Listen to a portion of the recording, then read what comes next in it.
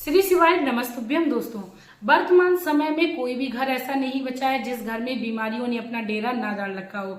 दोस्तों, उसी के चलते हुए आज की भागवत में प्रदीप मिश्रा गुरुदेव महाराज ने एक ऐसा उपाय बताया है जिसको यदि कर लिया जाता है तो मात्र एक दिन के उपाय से घर में चल रही गंभीर से गंभीर बीमारी से मुक्ति दिलाई जा सकती है। दोस्तों, मैं मेरे आराध्य श्री लक्ष्मी नारायण को मैं कोटि कोटि प्रणाम करती हूँ। मैं उनको कोटि कोटि नमस्कार करती हूँ। जैसा कि गुरुदेव महाराज अपनी हर भागवत में व्यक्तियों को अपने उपायों को पहुंचाते हैं, यानी व्यक्ति के जीवन में चल रही समस्याओं से मुक्ति पाने के लिए उपाय जो है वो भक्तों को पहुंचाते ही रहते हैं।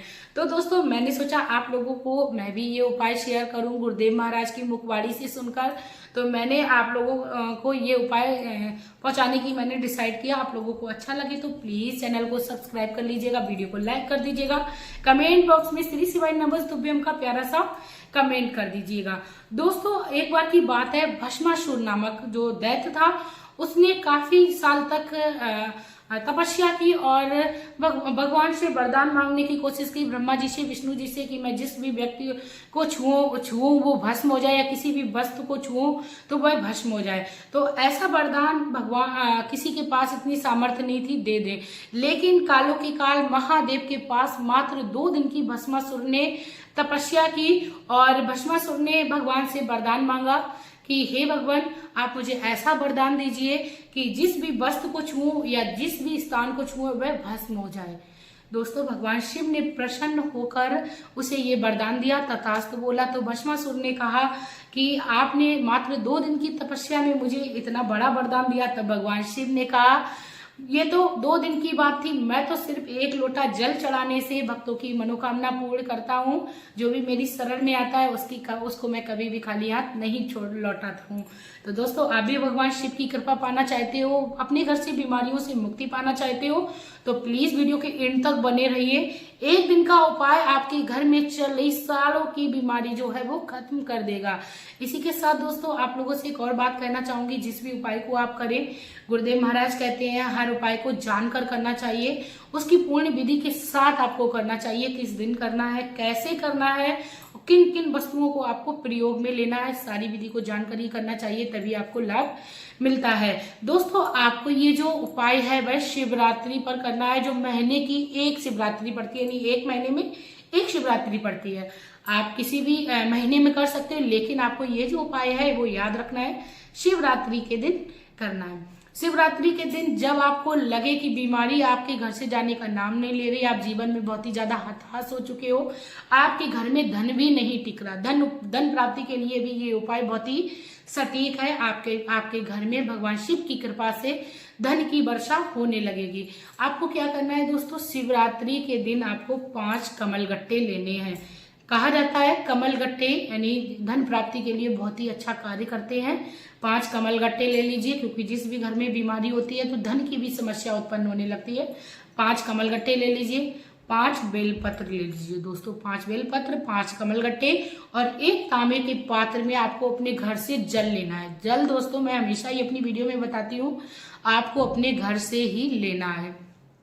घर से लेने के बाद आपको क्या करना है, आपको पहुंच जाना है किसी भी शिव मंदिर में जो आपके नगर या आपके शहर, आपके गांव से बाहर हो, यानी आपके घर के आसपास के मंदिर में आपको नहीं जाना है। आप कोशिश करिए आप उस शिव मंदिर में जाइए जहां पर पूजा पाठ बहुत कम हो पाती हो। आप उस शिव मंदिर में जाइए और आप, क्योंकि भगवान शिव कहते हैं कि जो भी मेरी शरण में आता है, खासकर जहां पर कोई 1 लोटा जल चढ़ाने वाला ना हो, वहां पर कोई व्यक्ति यदि 1 लोटा जल चढ़ाता है दोस्तों, आप विश्वास करिए भगवान शिव उस 1 लोटे जल से ही प्रसन्न हो जाते हैं। और आप जब बेलपत्र और 5 कमलगट्टे लेके जाएंगे तो आप खुद कल्पना कर सकते हो कि आपके जीवन में चल रही समस्याएं किस प्रकार मुक्त हो जाएंगी, आप जान भी नहीं पाओगे। दोस्तों, आपको अपने घर के एकांत, मतलब जहां पर एकांत में बनाओ उस शिवलिंग के पास आप पहुंच जाइए। किसी भी वृक्ष के नीचे हो सकती है, किसी भी जंगल झाड़ में हो सकती है, खेरे पर हो सकती है, या कभी कभी हम जाते हैं रास्ते में कहीं चल रहे होते हैं तो हम देखते हैं ऐसी जगह पर भगवान शिव की शिवलिंग बनी हुई है जहां पर पूजा पाठ नहीं हो पा रहा है, तो आप ऐसी जगह पर पहुंच जाइए। आप अपने साथ जो तांबे का 1 लोटा जल ले गए थे दोस्तों, जल आपको घर से लाना है, क्योंकि वह एक लोटा जल आपके घर में वास्तु दोष को खत्म करेगा, पितृ दोष को खत्म करेगा, यहाँ तक कि लक्ष्मी दोष को भी खत्म कर देगा। तो एक लोटा आप जल ले लीजिए। उसके बाद दोस्तों आप जो लोटा जल ले गए थे, सबसे पहले तो आपको क्या करना है, बैठ जाना है, क्योंकि जहां पर पूजा नहीं होती है तो भगवान को थोड़ा सा आपको मनाना पड़ेगा। 3 तालियां आपको जरूर बजानी है। भगवान शिवलिंग के पास ऐसा माना जाता है 3 तालियां रावण ने बजाई थी, जो कि बहुत ज्यादा विद्वान था, भगवान शिव का सबसे बड़ा भक्त था।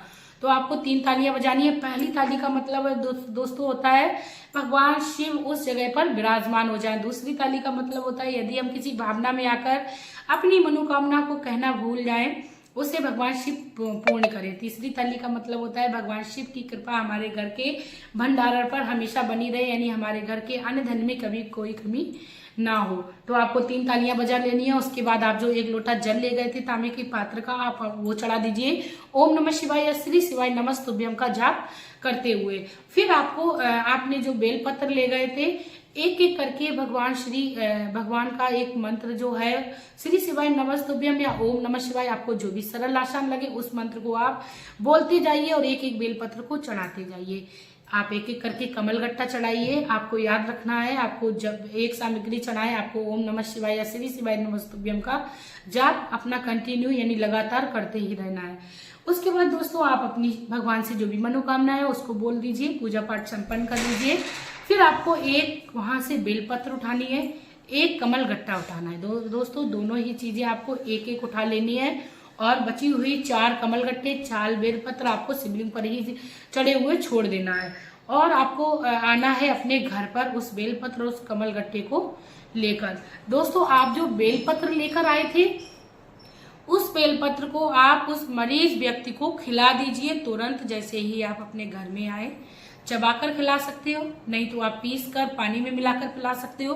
किसी भी तरीके से आपको खिलाना है। उस मरीज व्यक्ति के पेट में वह बेलपत्र एक पहुंचनी चाहिए, भगवान शिव का प्रसाद यानी औषधि के रूप में पहुंचनी चाहिए। उसके बाद दोस्तों आप जो एक कमल गट्टा लाए थे भगवान शिव के पास से उठाकर, वह कमल गट्टा आपको अपने किसी भी तिजोरी के स्थान पर डाल देना है।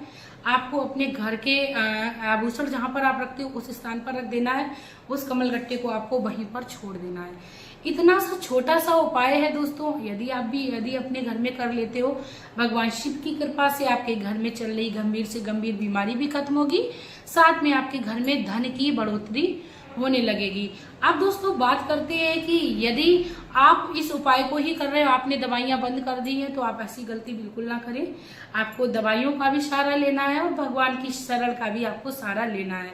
ऐसा मैं किसी भी वीडियो में आप लोगों को नहीं बताती हूँ कि आप दवाइयों को छोड़ दीजिए, सिर्फ और सिर्फ अपने उपाय पर डिपेंड कर रहिए। आपको कर्म भी करना है और साथ साथ आपको उपाय भी करना है। ये छोटा सा उपाय है, करिए, आपके घर में गंभीर से गंभीर बीमारियां खत्म होंगी। इसी के साथ दोस्तों आप लोगों को यदि मेरी वीडियो अच्छी लगी हो तो प्लीज मेरी वीडियो को आप लोग शेयर कर दीजिएगा, क्योंकि आपका एक शेयर मात्र व्यक्ति के जीवन में चल रही बीमारी से मुक्ति दिलाएगा। और भगवान शिव कहते हैं उस व्यक्ति का साथ और संग मैं कभी नहीं छोड़ता हूँ जो दूसरे व्यक्ति के बुरे वक्त में काम आता है। अब बात करते हैं यदि आप घर बैठे रुपए कमाना चाहते हो मेरी तरह यूट्यूब से, तो आप लोग भी यूट्यूब पर वीडियो बनाइए। अब आप लोग कह रहे होंगे कैसे बनाएंगे।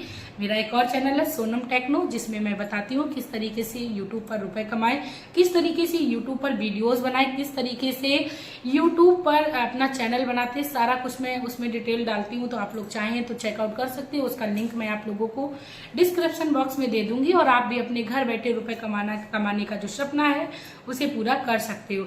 मिलते हैं नई वीडियो में नई जानकारी के साथ। भगवान शिव की कृपा से आपके घर के भंडार भरे रहें।